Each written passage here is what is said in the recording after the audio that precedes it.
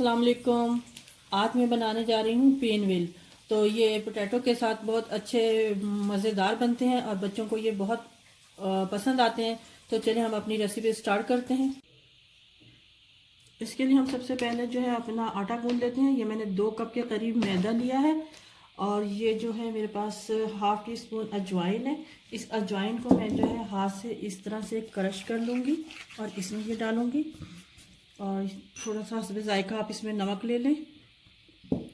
2 table spoon मैंने इसमें ये ऑयल डाल दिया है।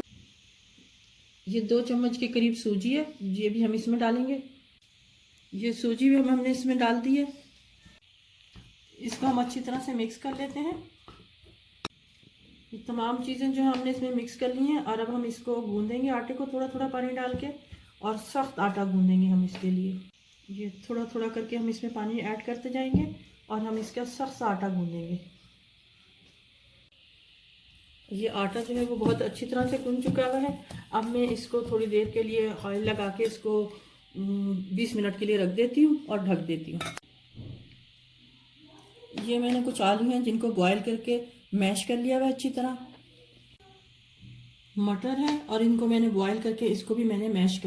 हाफ टी स्पून मेरे पास चिली फ्लेक्स है और 1 टीस्पून मेरे पास जो रेड चिली पाउडर है। 1 टीस्पून मेरे पास जीरा, साबित जीरा है।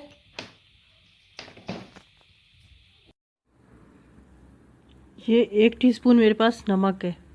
हाफ टी स्पून मेरे पास जो है हल्दी है।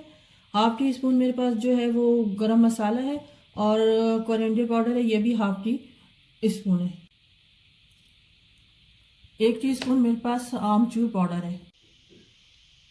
3 से 4 अदद मेरे पास ये ग्रीन चिली हैं और कोरिएंडर लीव हैं, कुछ थोड़े से मैंने लिए हैं और इनको बारीक चॉप कर लिया है। चलिए अपनी रेसिपी स्टार्ट करते हैं।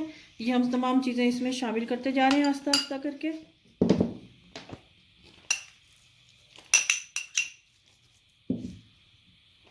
ये मैं ज़ीरा डाल रही हूँ। चिली फ्लेक्स और रेड चिली चली गई है। नमक मिर्च जो है वो आप अपने टेस्ट के अकॉर्डिंग रख सकते हैं।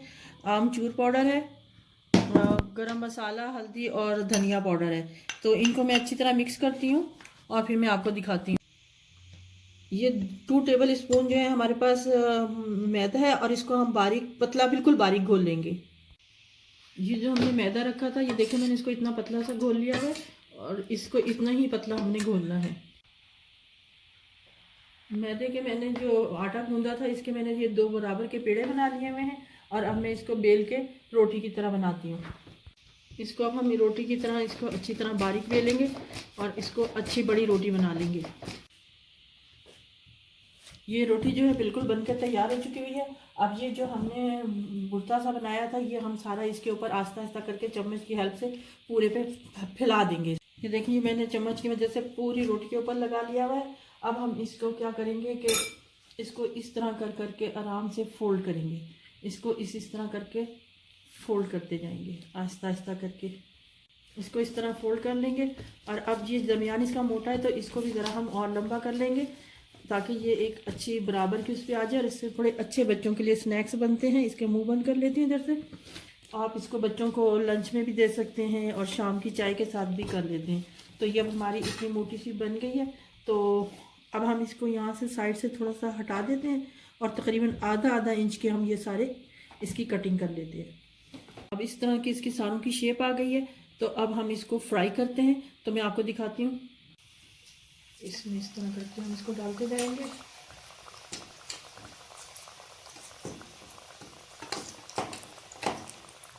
बिल्कुल बारीक सा घोल लेंगे ताकि ज़्यादा उस पर ना लगे और इसमें कर रहे हैं इस तरह से। और ये इस तरह करके हम इसमें सारे शामिल करते जाएंगे और इसी तरह से हम सारे इसमें शामिल करेंगे। अब इसको हम जो है टर्न आउट करते जाते हैं इस तरह कर करके आस्ता आस्ता। और बस इसको हम बहुत आराम से इत्मीनान से बनाएंगे ताकि ये बहुत अच्छे तरीके से फ्राई हो जाए। बच्चों को ये बड़े पसंद आएंगे। आप इसको अपनी पसंद से चटनी के साथ भी खा सकते हैं। तो ये जैसे ही ब्राउन होते हैं तो मैं आपको दिखाती हूँ। ये देखें ये गोल्डन ब्राउन होना शुरू हो चुके हैं और बस तकरीबन 2-4 मिनट के बाद ये मुकम्मल गोल्डन ब्राउन हो जाएंगे। तो मैं इसको निकालती हूँ फिर दिखाती हूँ आपको। ये मेरे पेन व्हील जो है बनकर रेडी हो चुके हैं। आप इसको इमली की चटनी के साथ, केचप के साथ नोश कर सकते हैं। अगर आपको मेरी वीडियो पसंद आए तो इसे लाइक करें, सब्सक्राइब करें और शेयर करें। दुआओं में याद रखें। अल्लाह हाफिज़।